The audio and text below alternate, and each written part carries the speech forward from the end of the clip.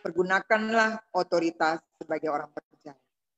Saya percaya bahwa Bapak Ibu yang ada di grup ini sudah banyak belajar hari-hari ini tentang bagaimana mengalami mujizat Tuhan di dalam kehidupan setiap hari.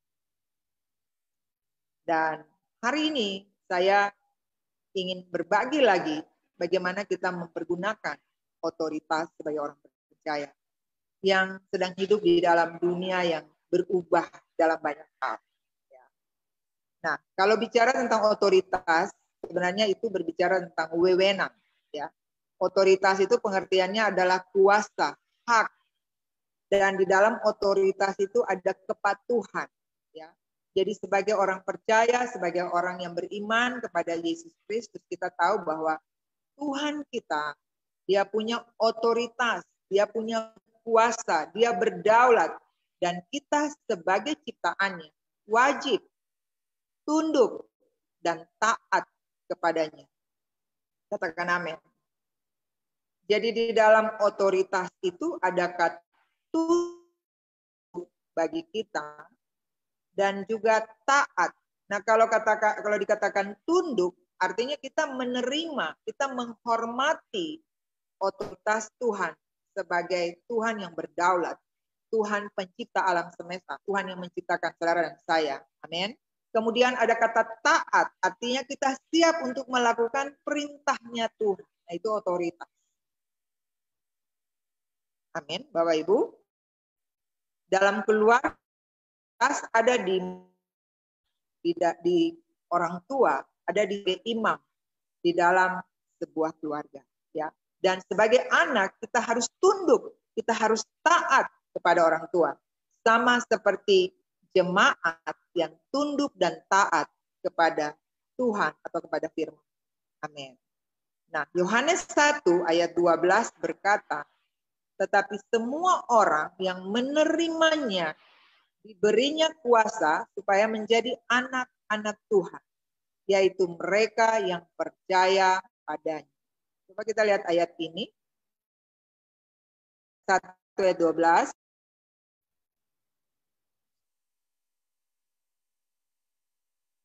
Tetapi semua orang, saya ulangi, tetapi semua orang yang menerimanya diberinya kuasa. Wow. Tetapi semua yang menerimanya diberinya kuasa supaya menjadi anak-anak Tuhan, yaitu mereka yang percaya dalam namanya. Amin. Nah, kapan kita menerima otoritas atau kuasa itu? Kapan, saudara?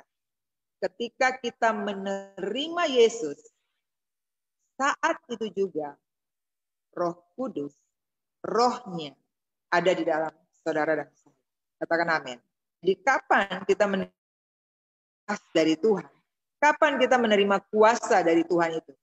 Pada waktu kita menerima Dia sebagai Tuhan dan Juru Selamat. Saat itu juga rohnya ada di dalam saudara. Amin. Nah, Bapak Ibu, kalau kita belajar hari ini tentang bagaimana otoritas yang Tuhan berikan, maka yang pertama itu sebenarnya kita harus sadar bahwa di dalam kita itu ada kuasa. Kita harus sadar nih, harus sadar bahwa di dalam kita itu ada kuasa yang Tuhan sudah berikan kepada saudara dan saya. Ya, ini cara bagaimana kita mempergunakan kuasa. Ada 3 cara yang akan kita berikan. Yang pertama adalah kita sadar. Come on, sadar bahwa di dalam kita ada kuasa, ada otoritas, ada roh Tuhan yang membedakan kita daripada roh yang ada di dalam dunia ini. Ya, itu yang pertama. Nah, Bapak Ibu, saya sangat diberkati dengan kitab Kejadian 1 ayat 2. Kita bisa lihat. Kita lihat dulu sedikit. Ya. Kejadian 1 ayat 2. Nah, di sini dikatakan bahwa Kejadian 1 ayat 2 dan 3. Bumi belum berbentuk dan kosong. Kegelapan menutupi samudera raya dan Roh Tuhan melayang-layang di atas permukaan air. Ini pada waktu penciptaan loh. Ayat ini sudah ada. Bumi belum berbentuk dan kosong, masih kosong. Waktu itu hanya ada gelap gulita yang menutupi samudera raya, tapi roh Tuhan sudah ada di sana, Bapak Ibu. Jadi ada kegelapan, ada air, dan ada roh Tuhan yang melayang-layang di sana. Nah, lalu di dalam ayat ketiga dibilang begini. Berfirmanlah Tuhan, jadilah terang. Lalu terang itu jadi. Jadi begini Bapak Ibu. Kegelapan masih ada di sana, ada air di sana, ada roh Tuhan juga ada di sana. Tetapi terang itu baru terjadi. Terang itu baru muncul pada waktu Tuhan berfirman. Katakan amin. Dan kita lihat ada ayat 4, ayat 5 sampai ayat 20 itu semua Tuhan berfirman. Jadi ini, jadi itu, jadi ini. Jadi perkataan Tuhan itu yang membuat segala sesuatu terjadi. Amin Bapak Ibu. Jadi pada waktu roh Tuhan ada di dalam kita, Bapak Ibu, sebenarnya ada kegelapan juga di sana. Kita sudah terima nih, kita sudah terima Tuhan nih. Tapi ada kegelapan di sana. Kegelapan ini berbicara tentang sakit penyakit, berbicara tentang anak-anak yang suka memberontak, berbicara tentang masalah keuangan, berbicara tentang masalah bisnis, berbicara tentang COVID-19. Ini berbicara semua tentang kegelapan yang ada di sana. Padahal roh Tuhan juga sudah ada sebenarnya di dalam kita. Ya. Nah, sakit penyakit masih ada di dalam kita, walaupun roh Tuhan ada di dalam kita. Tadi kita sudah katakan bahwa pada waktu kita terima kuasa, roh Tuhan ada dalam kita. Tapi sakit penyakit juga masih tetap ada di dalam kita. Kapan sakit penyakit ini pergi? Pada waktu kita berkata-kata. Amin. Pada waktu kita berkata-kata. Saya waktu pelajari ayat juga baru mengerti Bapak Ibu bahwa pada waktu kegelapan Tuhan tidak berbicara tentang gelap loh.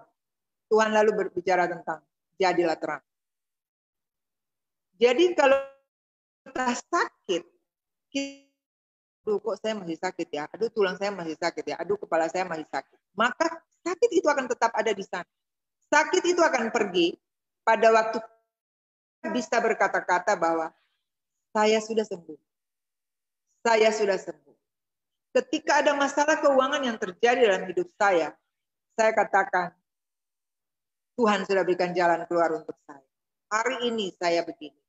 Wow, terima kasih Tuhan, saya sudah menerima.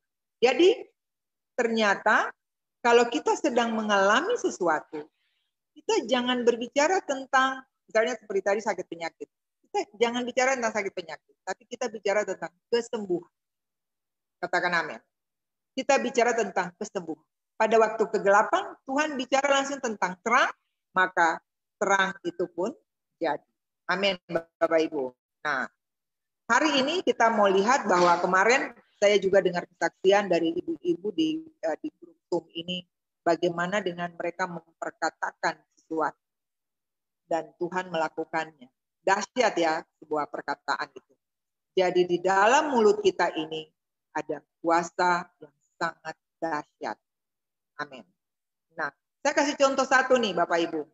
Bahwa kita harus memperkatakan sesuatu tentang hal-hal yang kita hadapi. Contoh, di dalam Kisah Rasul 3 ayat 6. Ya. Tetapi Petrus berkata, emas dan perak tidak ada padaku. Tapi apa yang kupunyai, kuberikan kepadamu. Dalam nama Yesus Kristus, orang Nazaret itu, berjalanlah. Nah, ini Petrus praktek. Ya. Dia mempraktekkan kuasa Tuhan kepada orang lumpuh. Perhatikan kata-kata di dalam ayat ini. Dia tidak singgung sama sekali tentang orang lumpuh. Dia tidak singgung sama sekali tentang, aduh kenapa kamu belum berjalan. Tapi dia katakan kepada orang lumpuh ini, berjalanlah in the name of Jesus. Kita sering dengar itu yang Pak Luther sering katakan ya. Sembuh dalam nama Yesus, sembuh dalam nama Yesus. Nah, jadi perkataan-perkataan kita juga sebenarnya paling menentukan mujizat itu terjadi. Jadi saya ulangi, pada waktu berhadapan dengan orang lumpuh, Petrus tidak berbicara tentang lumpuh, orang yang tidak berjalan. Tapi dia langsung katakan, orang lumpuh pengen berjalan. Jadi dia langsung bilang ini, berjalanlah dalam nama Yesus. Dan orang itu pun berjalan. Amin, Bapak Ibu. Wow. Nah, yang terjadi dalam hidup kita, orang Kristen termasuk saya, seringkali kita waktu berdoa nih, kita masih minta begini. Tuhan, berikan saya kuasa. Tuhan, tolong saya. Tuhan, sembuhkan saya. Tuhan, tolong berhentikan hujan ini. Tuhan, tolong begini. Selalu kita minta Tuhan untuk melakukannya bagi kita. Padahal sebenarnya Tuhan sudah memberikan kuasa kepada saudara dan saya untuk melakukannya. Amin. Seperti Petrus tadi melakukan kepada orang lumpuh itu. Dia tidak minta Tuhan untuk sembuhkan lagi. Tapi dia sudah langsung bilang, berjalan dalam nama Yesus. Ya, hujan turun dalam nama Yesus. Seperti Elia berdoa dan dia berkata, hujan turun dan hujan turun. Hujan tidak turun dan hujan tidak turun. Jadi betapa perkataan kita sangat-sangat menentukan suatu mujizat itu terjadi.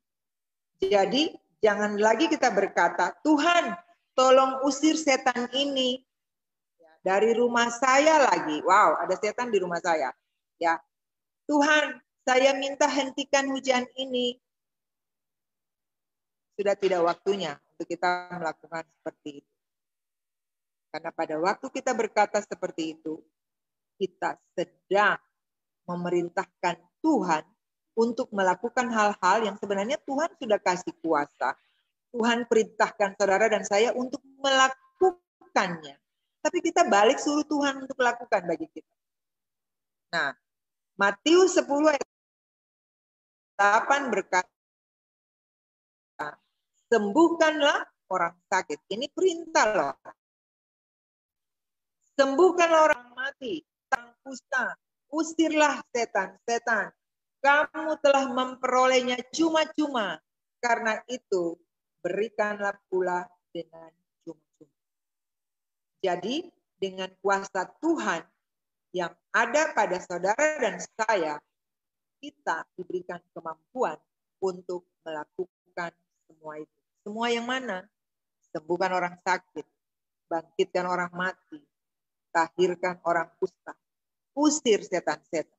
Tuhan beri kuasa bagi kita cukup banyak, Bapak Ibu. Yang pertama, dia beri kuasa untuk apa? Pergi dan beritakan Injil.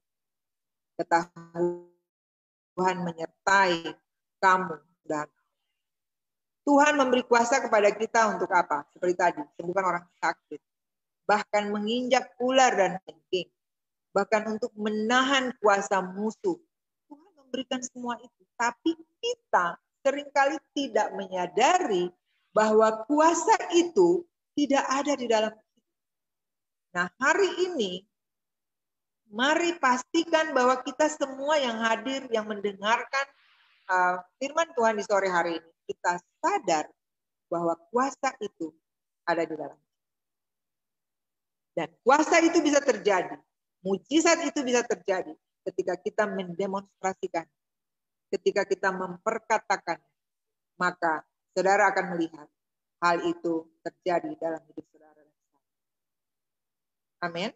Yohanes 1 ayat 12, orang yang menerimanya diberi kuasa menjadi anak-anak Tuhan. Tuhan memiliki otoritas itu. Tapi kitalah yang menyalurkannya. Amin. Jadi Tuhan sudah memberikan kuasa, Tuhan sudah memberikan otoritas itu kepada saudara dan saya. Tugas saudara saya adalah mempraktekannya, menyalurkannya, memberikannya dengan cuma-cuma. Karena kita juga menerimanya dengan katakan amin.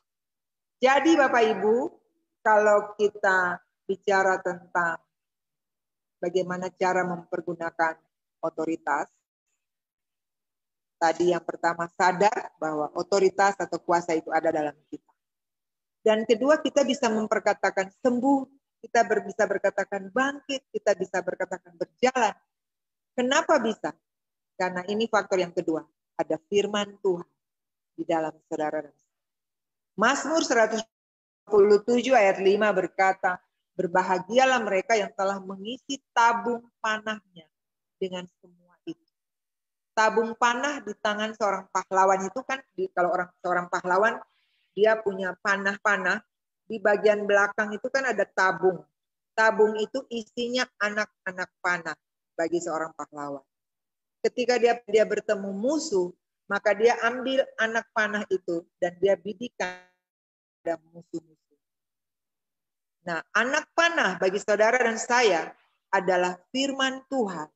Ketika kita mengalami sakit penyakit, ketika kita mengalami ketakutan, kita mengalami kekhawatiran, maka kita ambil firman Tuhan. Misalnya firman Tuhan yang berkata, mintalah, maka kamu akan mendapat. Cari, maka kamu akan menerima. Ketuk, maka pintu akan dibukakan. Contoh seperti itu. Pada waktu kita khawatir, apa yang kita akan makan atau kita akan pakai, ambil anak panah, ambil dari tabung panah, ambil firman Tuhan yang sedang Bapak Ibu dan saya hari-hari ini menghafalnya. Kita sedang mengisi tabung panah setiap hari.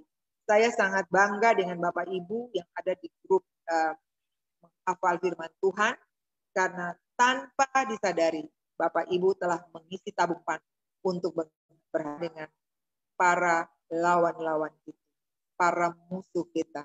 Katakan amin. Amin ya. Kita mau sembuhkan orang, kita mau lepaskan orang yang terikat, kita mau mendoakan siapapun, tapi kalau tidak ada firman Tuhan, tidak ada sesuatu pun yang bergerak. Ya. Jadi berbahagialah saudara dan saya yang setiap hari kesukaannya adalah firman Tuhan, yang merenungkan firman Tuhan itu siang dan malam, karena kita pasti akan seperti pohon yang ditanam di tepi aliran air, yang menghasilkan buah pada musim. Apa saja yang diperbuatnya dalam nama Tuhan Yesus. Amin, Bapak Ibu. Amin.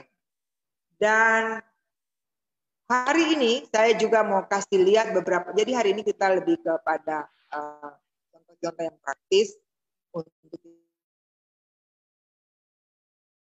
lakukan dalam keseharian kita. Saya juga sedang belajar ini. Kita lihat mana Yesus melepaskan kuasa yang dia miliki. Ya, kita lihat. Tuhan Yesus dalam pelayanan yang pertama, dia dipenuhi dengan Roh Kudus. Baru dia disertai menghadapi, dia sudah menerima Roh Kudus yang turun seperti burung merpati. Benar ya? Jadi dia mulai pelayanannya, lebih dulu dia menerima Roh Kudus yang turun ke dalam kehidupan. Bapak Ibu, kita lihat waktu Tuhan Yesus melepaskan kuasa yang dia miliki. Yang pertama, dia memerintahkan gunung untuk beranjaklah dan tercampaklah ke dalam laut. Asal Bapak Ibu dan saya tidak bimbang, itu pasti terjadi. Markus 11 ayat 23. Jadi Yesus mempraktekkan kuasanya, melepaskan kuasanya itu dengan memerintahkan. Jadi ada saat di mana ketika kita menghadapi masalah, kita perintahkan. Di sini di dalam Markus 11 ayat 23 dikatakan, dia memerintahkan gunung untuk beranjak dan pindah dari situ. Dia melakukan otoritasnya dengan memerintah. Kira-kira kita bisa nggak untuk juga ikut memerintah? Ada masalah lalu kita perintah, pergi dari sini, bisa nggak? Pasti bisa. Karena kuasa itu juga ada pada saudara dan saya. Yang kedua, dia menghardik topan dan badai ketika murid ada di dalam perahu. Kan ada badai. Waktu dia berdiri, dia bilang bagaimana? Markus 4 ayat 35. Coba kita lihat Markus 4 ayat 35. Kita lihat sebentar. Markus 4 ayat 35. Markus 4 ayat 35. Pada hari itu, waktu hari sudah petang, berkata kepada mereka, marilah kita bertolak ke seberang. Mereka meninggalkan orang banyak itu, lalu bertolak dan membawa Yesus dan seterusnya. Ia pun bangun, ayat 39. Engkau tidak peduli, murid-murid katakan, engkau tidak pedulikah dengan kita? Kita akan binasa. Lalu Tuhan Yesus bangun, dia menghardik angin itu dan berkata kepada danau itu, diam, tenanglah. Bapak lihat, Bapak Ibu bisa lihat, danau yang bergejolak, dia tidak bicara tentang danau yang bergejolak, tapi dia langsung ke sumber masalahnya. Diam, teduh, maka saat itu juga tenanglah dan redalah angin dan badai itu. Jadi itu cara yang kedua dia menghardik. Kemudian di dalam Matius 10 ayat 1 ada cara yang dia gunakan adalah dengan mengusir. Dengan mengusir. Yesus memanggil 12 muridnya, Matius 10 ayat 1. Yesus memanggil ke-12 muridnya, dia memberi kuasa kepada mereka untuk mengusir roh-roh jahat dan untuk melenyapkan segala penyakit dan segala kelemahan. Yang ketiga di sini adalah dengan cara mengusir, Bapak Ibu. Jadi kalau kita bertemu dengan iblis, kita harus usir dia. Amin. Kalau dia datang lagi, usir dia. Nah, saya pernah mendengar satu khotbah dari seorang hamba Tuhan di Ambon pada waktu itu. Dia bilang kalau kita bertemu dengan setan, lalu kita usir setan, kita bilang begini, Gus, pergi. Kira-kira setan pergi enggak? Enggak. Tapi kita harus bilang begini, saya usir kamu, pergi. Maka setan itu akan pergi. Ya. Contoh saja nih, kalau Bapak Ibu punya kucing peliharaan, atau ada kucing tetangga yang datang, terus kucing ini mengganggu, terus kita usir dia pergi. Hus, hus, hus, hus, pelan-pelan begitu. Dia nggak akan pergi. Atau dia pergi, dia balik lagi. Tapi kalau kita usir dengan suara keras, kita ikut juga dengan tendangan, dia pasti lari, Bapak Ibu. Jadi ada saat-saatnya ketika kita berhadapan dengan persoalan-persoalan dalam hidup kita.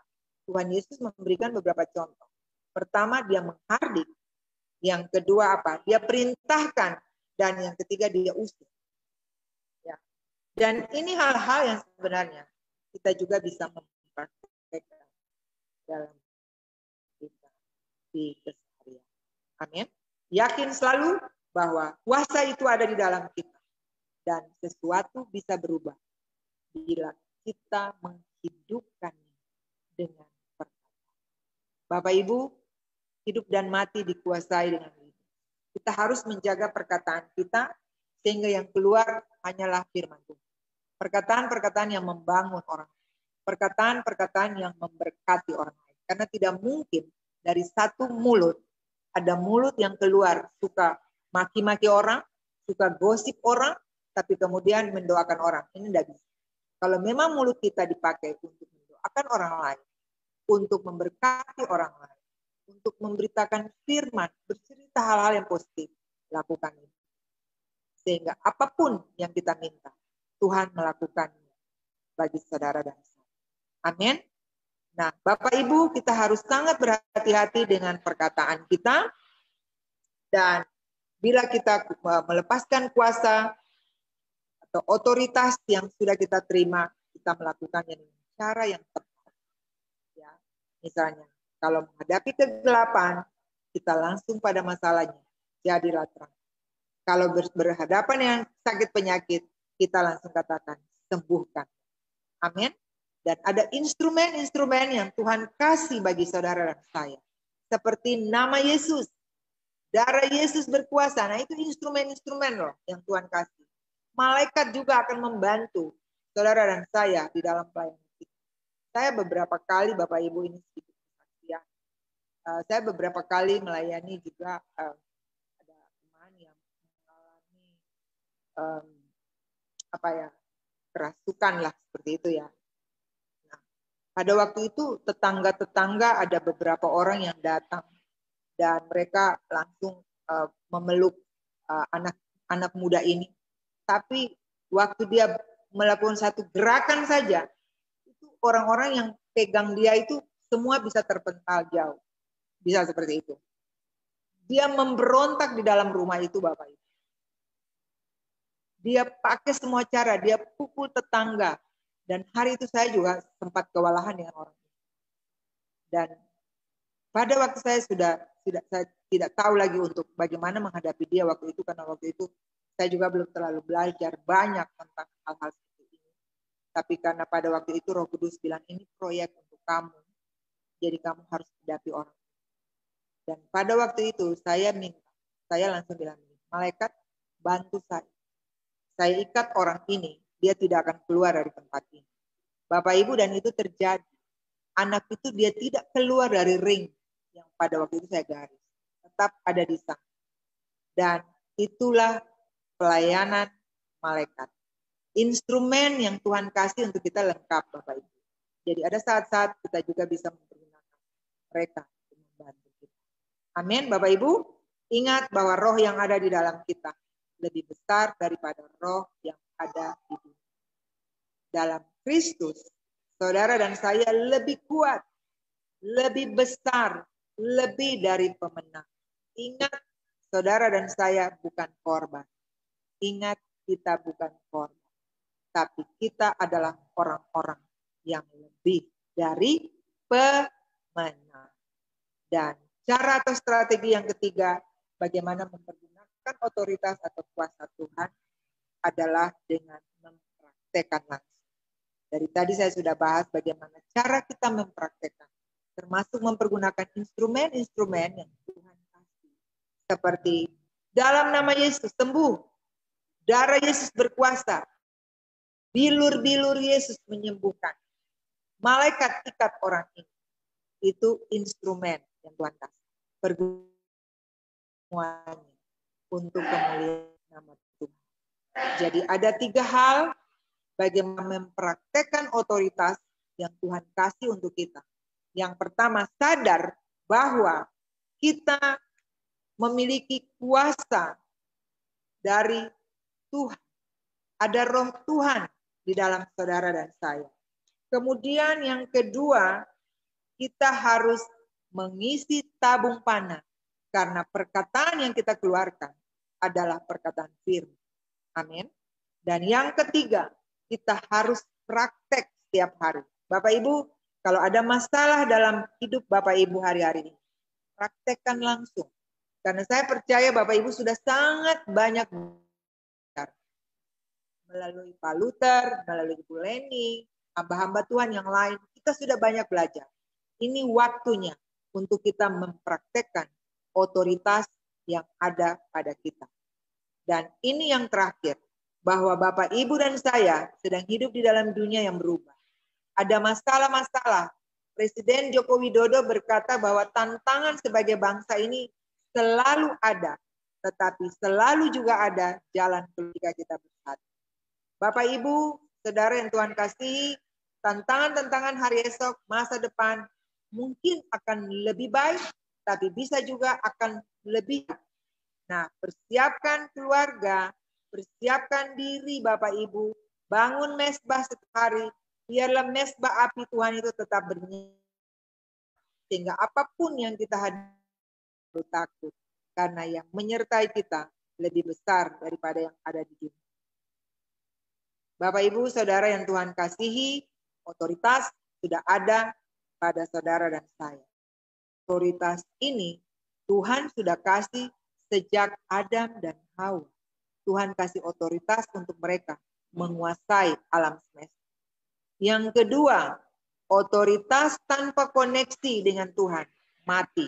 Jadi kita harus terus terhubung dengan Tuhan.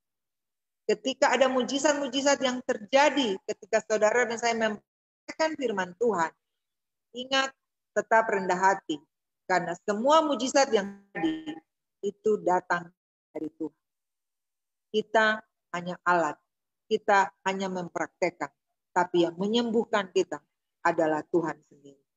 Dan yang paling terakhir, ini yang paling terakhir, Ibu.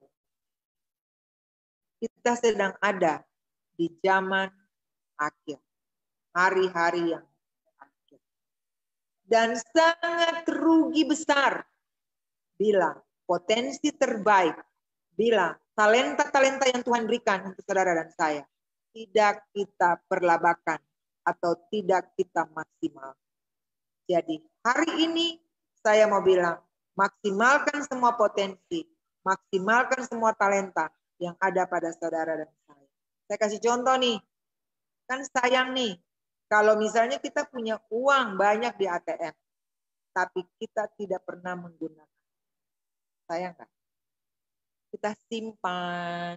Ada orang yang simpan terus, tidak pernah gunakan. Tapi pada waktu dia pergi meninggalkan dunia, orang lain. Sedih ya? Jadi potensi terbaik ada pada Bapak Ibu dan saya. Talenta-talenta yang Tuhan kasih ada 1, ada 3, ada 5. Pergunakan semuanya untuk kemuliaan dan hormat. Terima kasih. Tuhan Yesus menyertai. Tuhan Yesus melindungi Bapak Ibu Saudara mulai hari ini sampai Tuhan Yesus datang kembali. Haleluya.